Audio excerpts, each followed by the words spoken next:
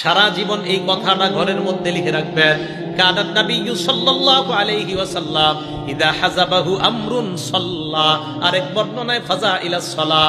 আল্লাহর নবীর জীবনে কোনো পেরেশানি যখন আসতো, নবীজি সর্বপ্রথম নামাজের মধ্যে দাঁড়িয়ে যাইতেন। আমার আপনার আজকে থেকে আমল, আমার আপনার জীবনে ব্যবসায়ী পেরেশানি, মেয়েটাকে বিয়ে না দেওয়ার পেরেশানি, সন্তানটা নিয়ে আমরা পেরেশানির মধ্যে আছি।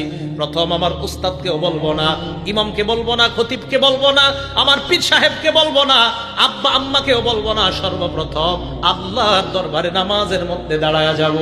কারণ আমার নবীর পেরেশানি আসার পর সর্বপ্রথম কাজ কি বলেন? নবীজির পেরেশানি আসার পর সর্বপ্রথম কাজ, হ্যাঁ, এরপরে হুজুরে বলবেন, ইমাম সাহেবরে বলবেন, খতিব সাহেবের পরামর্শ চাইবেন, মারে বলবেন, বাবারে বলবেন, কিন্তু পেরেশানি আসার পর প্রথম কাজ নামাজ। তাহলে নামাজ ভাই আপনার অশান্ত অন্তরকে প্রশান্ত বানায় দেবে ইনশাআল্লাহ।